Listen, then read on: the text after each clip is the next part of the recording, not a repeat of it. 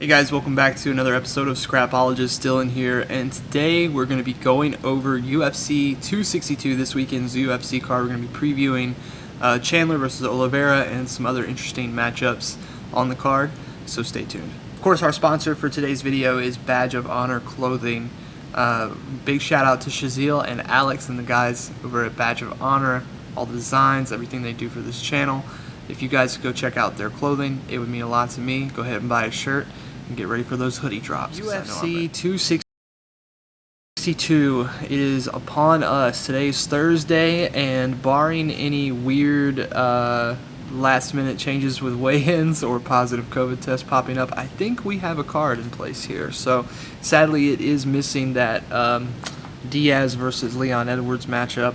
That's been moved.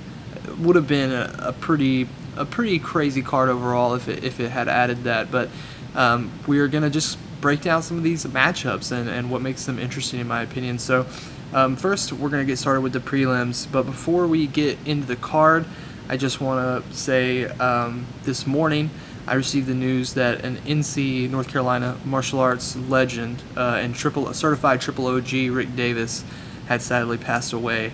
And so we here at the Scrapologist want to just send our condolences out to Rick Davis's family and all of the students that he was able to touch in his long tenure as a Muay Thai coach, a Brazilian Jiu-Jitsu instructor, just a perfect ambassador really for the martial arts in North Carolina, especially the guys over at Atlantic MMA and the students that learned from him over there. I was scrolling through his Facebook and reading some of the messages that people were leaving to him, and it is pretty much exactly the kind of legacy you want to leave if your goal in this world is to be a martial arts instructor. It seems like he was adored by all of his students and by all of the people of his city as well. So rest in peace, Rick Davis.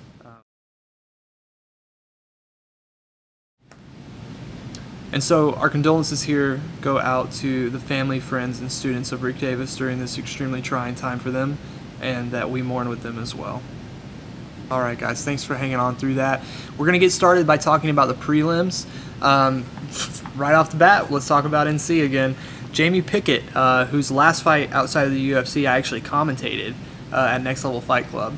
And then I interviewed him after the fight as well, and he went on and on, because I think he kind of knew in his heart after that performance that that was going to be his last fight on the local circuit, and it was in his hometown, and it was packed out for him specifically, and he put on a great performance. And his interview, he almost personally thanked every single person in the venue. It was a pretty long post-fight interview where I'm just sitting there like this.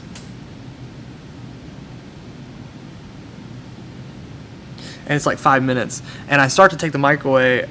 And he just and when a guy like Jamie Pickett grabs your arm and pulls the mic back, sometimes you just let the mic go, especially when you're not Joe Rogan. You don't have an earpiece of people telling you to get him out of here.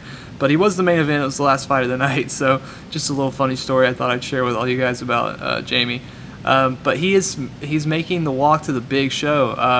Contender Series, it obviously didn't work out for him well that first time, but he did get the contract on the next one, and now he's fighting on the prelims at middleweight in the UFC, the big show, man. I mean that's really exciting for not just for him, but for obviously people who have fought on the same show as him, and people who have performed on cards that he was on, and people who have trained with him, and everybody who's watched him kind of grow from this local level fighter to a pro level fighter. It's very cool for all of them, but it's also cool for the people who are behind the scenes, the production people who stream his fights, who just knowing that someone at the UFC has had to scout those fights and look at that production quality that they do with the Next Level Fight Club streams, and then obviously my commentary and interviewing as well. So it's when one of us makes it, we all make it. That can't be more true, and that's one of the reasons why I'm always going to be a staunch supporter of local MMA and local companies like Badge of Honor, local fighters like Jamie Pickett, because when one of us shines, we all shine. As far as his opponent goes, Jordan Wright, a little bit more proven in the UFC so far, but I think this is a good matchup for Jamie. I mean, Jamie's got good striking, but he's got great cage work and wall work, and he can put pressure on people. with just his sheer athleticism, but as he's kind of gone through his career, he's really relied on that athleticism less and less. It did take him a little while to get to the UFC in terms of how many fights he's had. This will be his 16th fight. His opponent is 11-0, so this is a good matchup stylistically, but Jordan Wright is a big test for just about anyone in the middleweight division that's not, in the top 15 or top 25.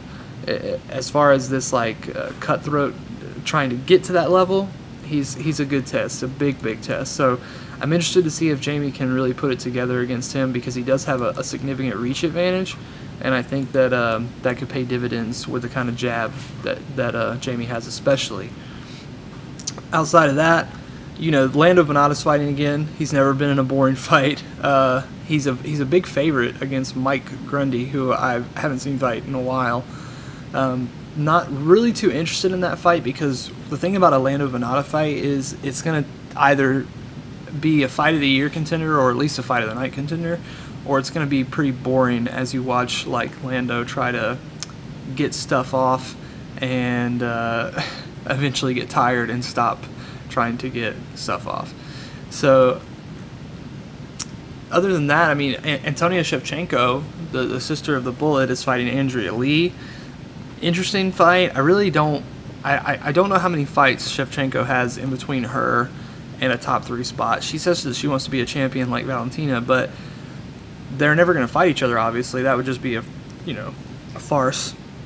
So what's the goal here? Is the goal to get in the top 5 of women's flyweight and then make the cut for 115 to fight for the belt? Because you are a big girl. You make 125 pretty easily. You may be able to squeeze down to 115, but can you really maintain that? And you're talking about, unlike flyweight, you're talking about 115, which is the most competitive division in women's MMA, in my opinion, in terms of talent, in terms of elitism, in terms of the striking overall. You're just talking about a big talent gap in between the people who occupy the 10-3 spots at flyweight versus the 10-3 spots at strawweight. So you're talking about a completely different division, if that's what she means. Now, she might just mean, I'll just wait until Valentina retires or until she loses the belt, and then I'll make my move. But I don't know how long the UFC can maintain a dynamic like that. They've certainly never had 2 fighters that were in the same division on a championship level, to my knowledge. So they never really had to deal with that before. And I don't know if Antonia Shevchenko is quite good enough to get to that level where she could be challenging for the belt.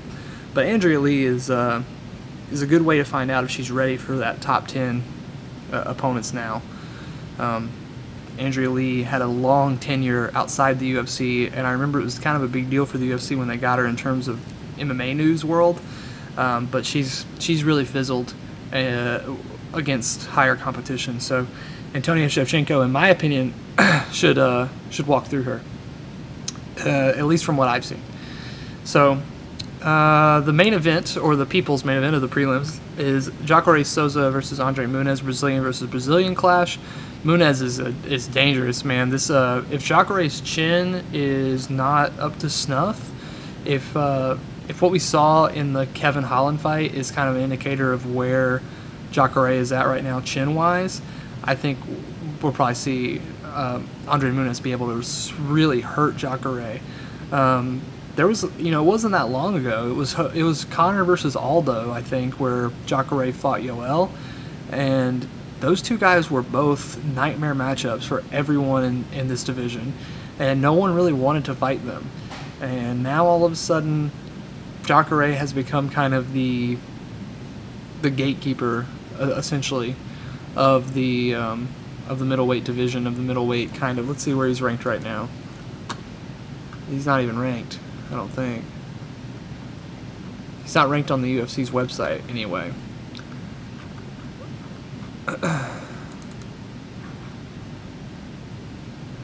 First round submission for Andre Muniz, 4 wins by knockout. He's on a 6-fight win streak.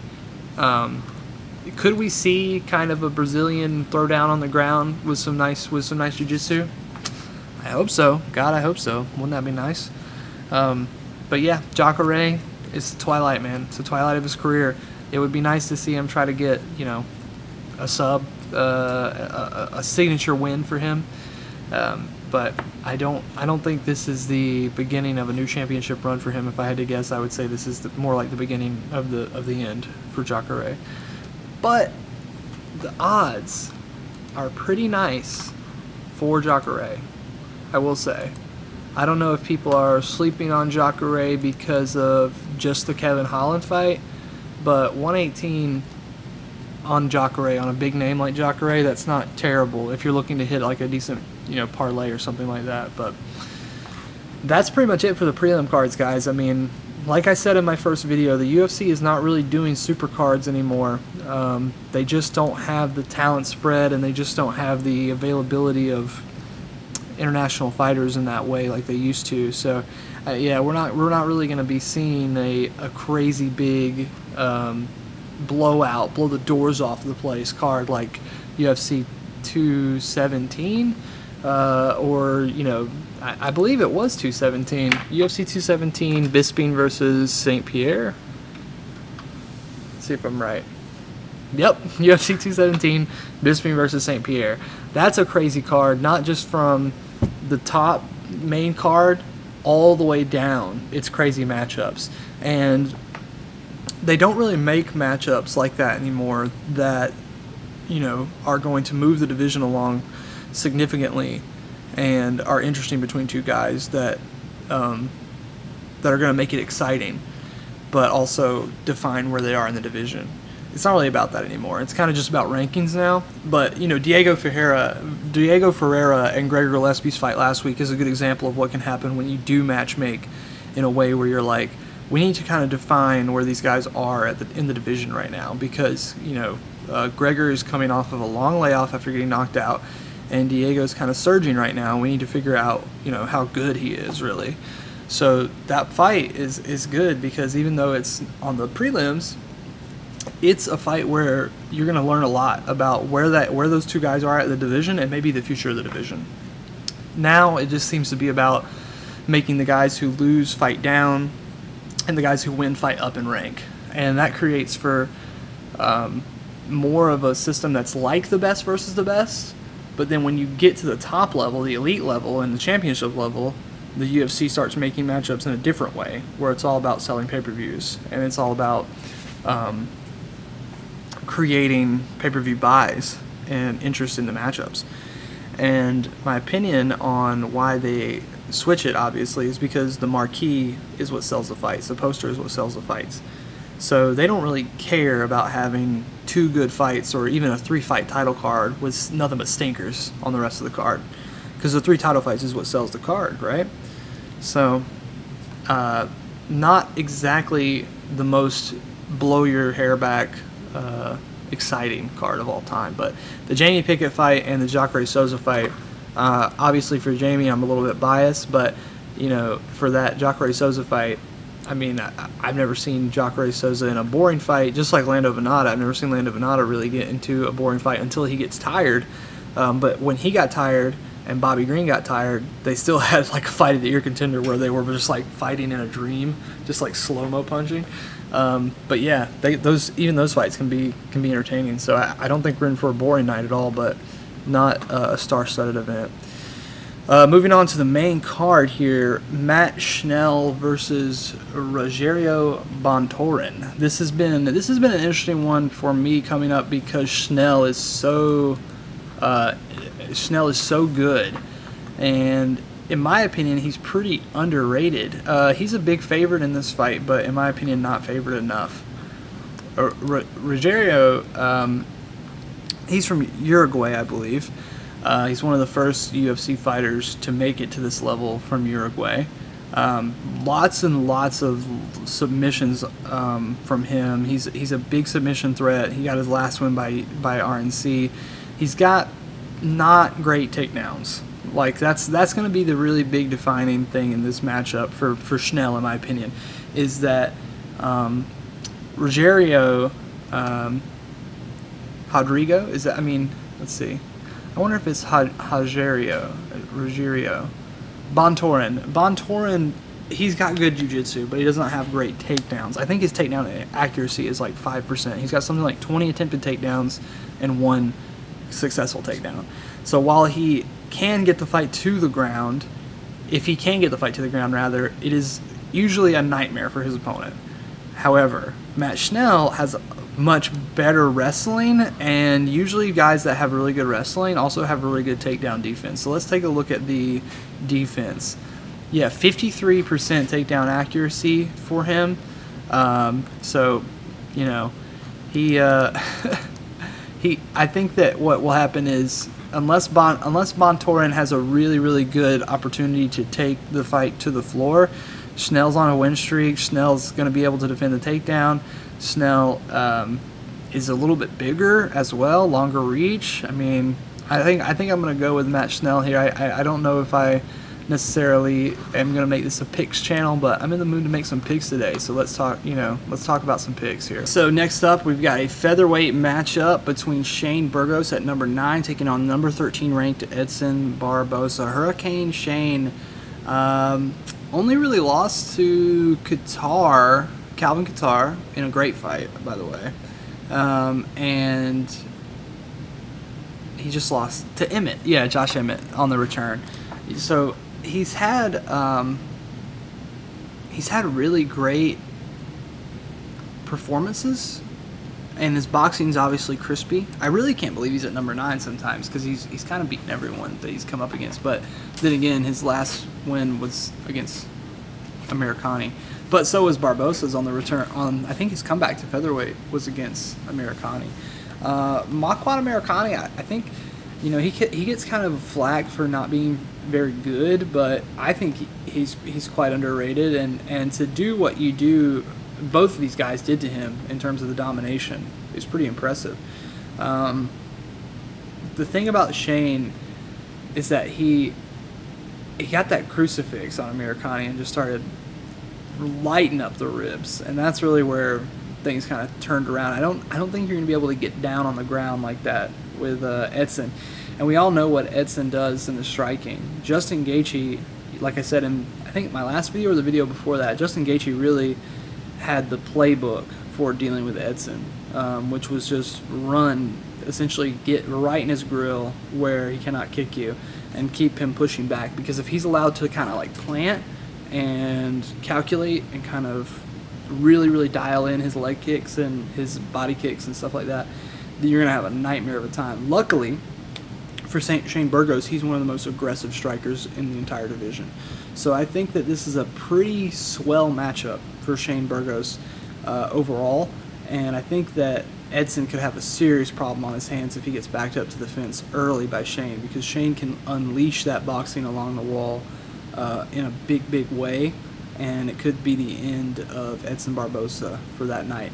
I mean, personally, I think that, you know, if I'm going to make a pick here, I'm probably going to pick Shane, because just lately in the last couple of years of his career, really since fighting Gaethje, I mean, I really ride Gaethje's nuts a lot, and if you watch my videos as time goes on this channel, I know we're still early in the game, but if you watch my videos, you'll come to understand that I'm a pretty big Justin Gaethje dick rider, and I really think that people leave fights with him most of the time if they're unlucky. But most people, unlike Dustin Poirier being the exception, most people do not leave fights with him the same as they did going in, especially when they get knocked out, like Edson or Vic got knocked out by him. I mean, Vic was just never the same after Justin knocked him out. Just a downward spiral of a career. Fighting Justin can change you. It can change you, especially in his more violent days. You know, now he's a little bit more measured, but when he fought Vic and Edson, he was particularly at his peak of violence, and Tony as well. Who knows if Tony is going to be the same after that fight? But enough about Justin Gaethje. There will be plenty of time to talk about Justin Gaethje in the future. Shane Burgos, that's who I'm picking on this one. He is a favorite, a pretty significant favorite, but there's not any huge, there's no plus 200s on the entire card. So this matchup's got some interesting, this card's got some interesting matchups and matchmaking on it, because most of them are very close to even. I think the biggest favorite on the main card is Matt Schnell. Yep. So Matt Schnell, biggest favorite on the main card at minus 167. That's not a humongous. That's a pretty nice little return. I'm definitely going to be going with Schnell on that one.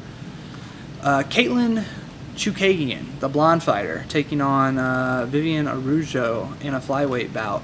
Caitlyn Chukagian, she is definitely one of the best 125ers on the planet. Unfortunately, that is not enough to get you a win, or even get you in title contention sometimes with Valentina Shevchenko.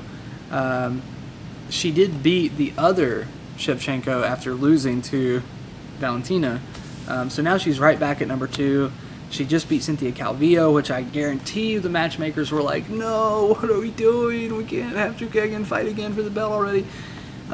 Because if she wins this one, she's just going to fight Valentina again. Because it's not like there's some kind of super fight out there looming for Valentina. It doesn't seem like the UFC is really in a hurry to do her and Amanda again. But do we really want to feed Chukagian to Valentina again? That was, a vicious round 3 KO. She went through 3 hard rounds with Valentina where she really did not land a single strike, and then she, got that nice little that win over her sister. But then she gets knocked out by Andrade. Andrade goes on to the title shot. I mean, Chukagian's got kind of a rough outlook here at 125, in my opinion. It's also a little weird to me that there's 125, 115, 125, and then 145. No bantamweight for women. And I think Chukagian is one of those people that, like a Rumble Johnson, Rumble's the best example in my opinion, but somebody who will always be third or fourth fiddle because they happen to be in the same weight class as the GOAT of that weight class, the literal greatest of all time in that weight class. I don't know. Maybe she fights Valentina again, and maybe she's actually got something for her. But I do not think so. I don't think that's possible. So if she wins this fight, then we've got a problematic matchup. But if Vivian wins this fight, we might have something new and interesting at 125. A new person for Valentina to destroy. Co-main event of the evening. The co-main event would have been great to see Nate and Leon go at it. There will be time for us to talk about that in the future, I guess, since it's not canceled, it's just moved. So I'm looking forward to previewing that one. But this matchup here, Tony Ferguson versus Beneil Darius, these are 2 guys that are both due their flowers before they leave MMA. Beneil has really had a late career turnaround. Like these past couple of years for Beneil have just been amazing. I remember watching him get knocked out by Edson back, the last time Edson was really brutally finishing people, and I was like, they were already talking about on the commentary for that, they were talking about how much of a veteran and how long Beneil had been with the UFC. He comes back from that knockout and just starts beating almost everyone, and he's looked great. I mean, he's just a consistently hard to deal with guy at 155, and he does have that reputation of kind of being a gatekeeper, but maybe with a win over Tony Ferguson especially, it could be time for him to charge right through the gate. And I mean, Khabib's gone, man. Lightweight's just wide open. I really don't know what's going to happen at lightweight, but I do think that it's still the most competitive division in mixed martial arts, and it's still the most fun and interesting division in mixed martial arts now that Khabib is gone, because Dustin Poirier is considered number 1, and he's not fighting for the belt. He's waiting on Conor. So you've got a number 5 guy and a number 3 guy fighting for the belt, and who knows who they're going to match up them with after this. You could say the winner of Conor versus Poirier, but we all know how these things go. Perhaps that matchup falls apart, and then one of these guys is the guy who takes on the winner. I mean, Tony Ferguson has won like 12 fights in a row in the UFC before losing to Gaethje, and still has yet to fight for an actual title. He's fought for the interim belt, obviously twice now, but he has not fought for the actual title yet. it's pretty bizarre to me personally, especially when you have a guy like Michael Chandler who gets dropped in and bombs Dan Hooker and is now looking at a title shot. But Chandler is a case of a guy being in the right place at the right time. We'll talk about that in a minute. Tony Ferguson. Obviously, everybody knows the deal with Tony. He's a crazy wild man, carpenter, Wing Chun practitioner who trains with Heelys on or whatever. But at the end of the day, what is Tony's style really actually about? Well, it's about the jab. He destroyed RDA with the jab alone. He basically just jabbed RDA to pieces in their fight. One of the reasons why I think the Gaethje fight didn't go so well for him is because he wasn't working the jab as much, and when he did land the jab, Justin was just completely walking through it, like he didn't care about it.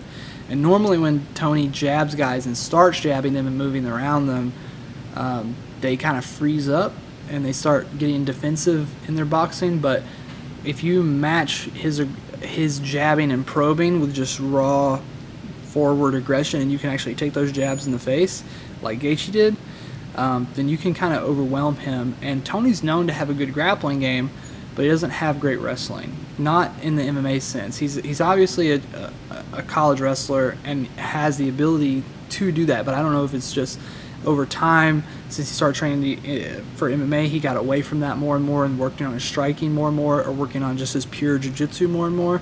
But we don't see Tony hit a lot of trips or Polish throws or body locks or anything like that. Most of the time when a fight goes to the ground and Tony's in control of the action, it's from him rocking someone or from just a raw scramble that ends up with like guys falling all over each other. And that's when he gets those incredible darces and stuff like that. And I definitely think that's Tony's best path to victory here is a darce. I think that front headlock position, he's amazing from that front headlock position. If he can get Beneil to expose his neck in that position, I think that this fight could be over very, very quickly, especially with the kind of reach advantage Tony is going to have here, like almost 6-7 inches of reach. He should be jabbing Beneil's face off if he's anything like the Tony Ferguson we know from back in the day. But that's the question, isn't it? How much did that Gaethje fight change Tony Ferguson? We're going to find out on Saturday. We're going to find out. It's been a long layoff. He's trained hard. He's changed some things in his camp, not all things. Really, what he could benefit from is a solid team. He seems to be kind of a solitary man in his training camps most of the time. Eddie Bravo, of course, he's known to work extensively with Eddie Bravo. But what I mean by a solid team is I mean like a full Jason Perillo style program, not just you doing everything out of your garage at Big Bear or whatever the case may be.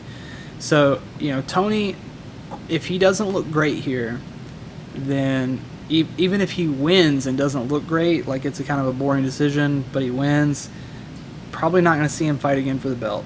We're probably going to see him fight a number 3 guy or number 4 guy, maybe the loser of Chandler and Oliveira.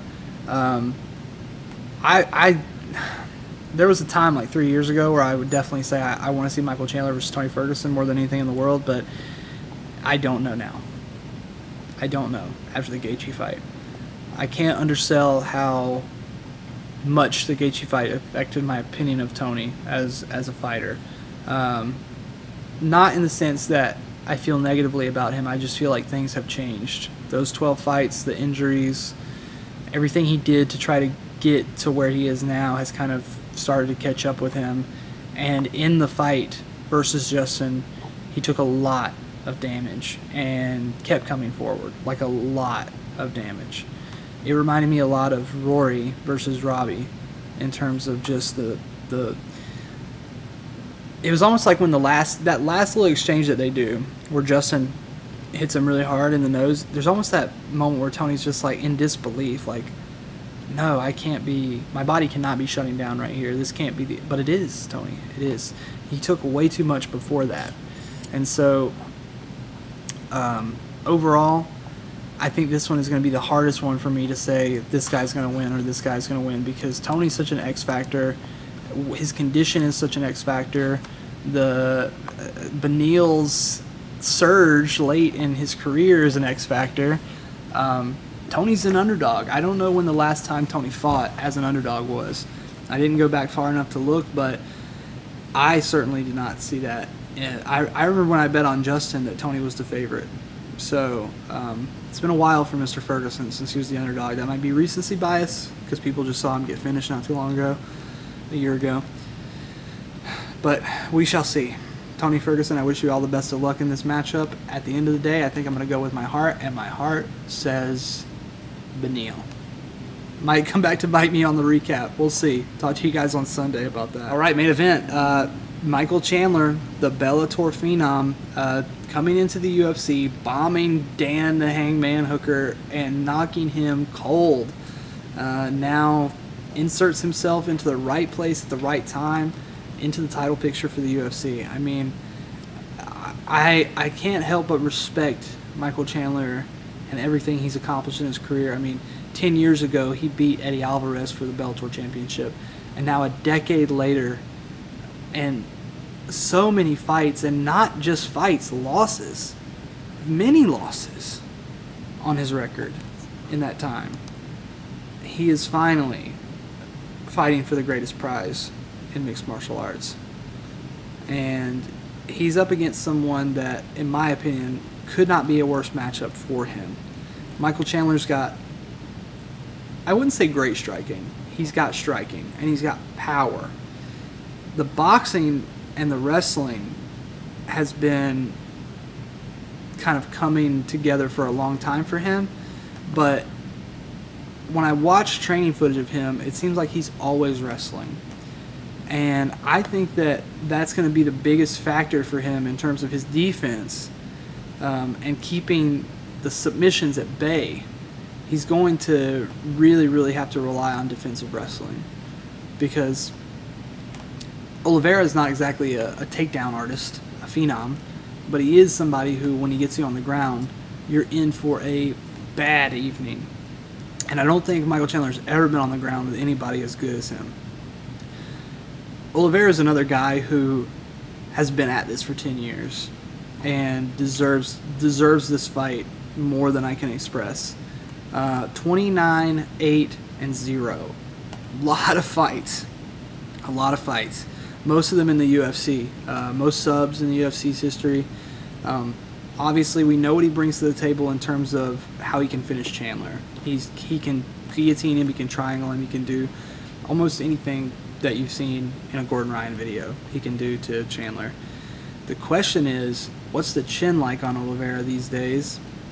And can he survive against Chandler on the feet long enough to get the fight to a position where he can take him down? Because not only is it a thing where you have to survive the potential knockout power, you have to survive this storm of athleticism that Chandler brings to the table. For the first 2 minutes of the fight, first 2-3 minutes of the fight, he's extremely, extremely dangerous from a striking standpoint and a wrestling standpoint because you're not going to be able to take him down when he's dry and fresh. When he gets slippery and he tends to get tired as well, then you can take him down without having, elite level Olympic technique. But if you want to take him down while he's dry and fresh, you kind of need to be Kamaru Usman or somebody on that level, because Michael Chandler trains with Kamaru religiously and has seen probably every body lock takedown and simple single leg takedown you could throw at him. But that's also not the kind of style of grappling that Dubronx is going to bring to the table. He's going to bring jiu-jitsu takedowns, which usually is more like a trip than anything else. I really think if Dubronx wants to get this on the ground, if Oliveira is going to sub him, he's got to get him tired first. So I'm going to say first 2 rounds. If the fight ends in those first 2 rounds, it's likely Michael Chandler, unless Chandler overextends and then gets caught in something. But if it's 3 to 5, if it's in between the 3rd and the 5th round, I'm probably going to lean to say that Oliveira was the winner. And especially in a decision, I think I would value Oliveira on a long run. So, Chandler, I think, is actually the favorite. Let's take a look at the odds here. Never tell me the odds. 110, plus 110 for Chandler. Actually, a bit of an underdog. That surprises me. I guess a lot of late money's come in on Charles Oliveira, because I think that's where the smart money would be Charles Oliveira, because if you're betting on Chandler, you're kind of betting on a knockout in the first. And there's nothing wrong with that. And if you judge it strictly based off of his last fight, you would think this guy was Rumble Johnson. But the reality of his career is that he has not always been able to finish guys with one punch. And he's hit some guys he's hit really, really hard and not been able to put away. So that's about it for me today, guys. I just wanted to get in a little discussion about this card and let you guys know my thoughts on what's going on with it. It's definitely going to be a fun fight card to watch overall. I think the matchups are going to be entertaining. I really think that they could have used the kind of star power that Diaz brought to the table on the card, but who knows what all would have happened in terms of the antics and the weigh-ins and COVID, etc., with Diaz and Leon involved, two of the flakiest MMA fighters of all time. To me, it's no surprise that their fight got rescheduled, but we'll have time to talk about that next month. I will see you guys on Sunday when I record my recap video for the card, and we can talk about how everything went and if I was right on all my picks or if I am an idiot. So, with that being said, thanks for tuning in to another episode of The Scrapologist, and I'll see you soon.